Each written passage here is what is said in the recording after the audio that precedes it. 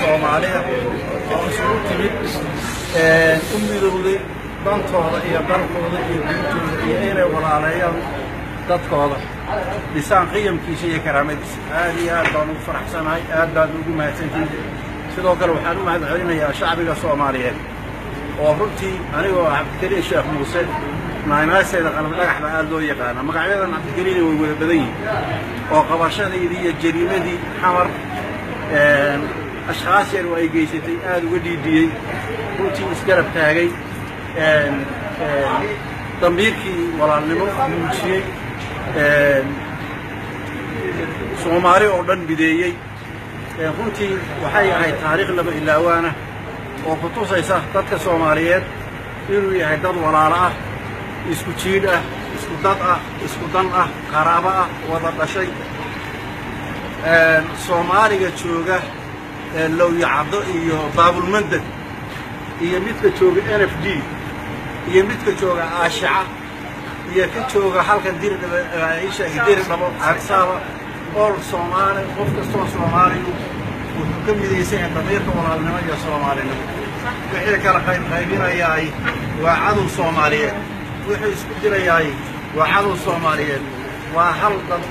وهل ضلشوا وهل أمة سبب أي كرتي كلام نمجيله وحي كدوري يصدقون أكستا وعدو جود أي حاجة جود أي كدوري يصدقون وحي كدوري يصدقون إلهي ما بيعيسى يا كرتدور إيمان كوده كدوري يصدقون وحي نقون دونان أمة قاعدة آية هذا يقيم كأمة هذا إستاي نقون دونان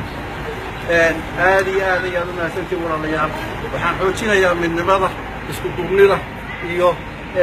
sidii loo umada Soomaaliyeed midooyinka lagu sameeyay kala qaybin isku dirid in dib loo wada mideeyo dib loo wada walaalayo balanteenu waa taasiroo kale waxaan jeclahay inaan iyadana dardaarno shacbiga Soomaalida iyo shacbiga Ormadu waa laba dad oo walaalo ah oo darisa oo diin iyo dal iyo deegaan intooda badan wadaaga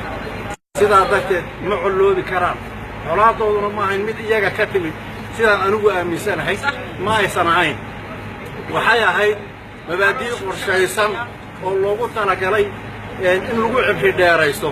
ilaa haddana way socotaa mishinkaas iyo shirqooladaasi waxaan filayaa inay weli socdaan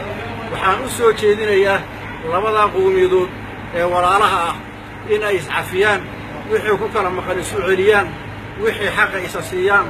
wixii hanti ay isu celiyaan gacmaha isqabsadaan walaaloobaan wada dhistaan dalkooda wadadka isugu xaq weyn waynu hubnaataa dhammaanteen waynu wada hubnaa idinka oo intiina badan hadda aan filaaya ama wada ah qowmiyaddii Soomaaliyeed booqda walaaladii qowmiyadda Oromada walaalnimo iyo nabad ku wada noolaada iyagana waa hubaa inay diyaar u yihiin inaad walaalowdaan wixii hore dhacay laga toobadkeeno ilaahay loo soo noqdo aayaha ummadda iyo qiyamkeeda in la wada dhiso horumar la wada gaaro in loo soo noqdo inay diyaar iyagu u yihiin waanuba guulaysta. Assalaamu calaykum waraxmatullaahi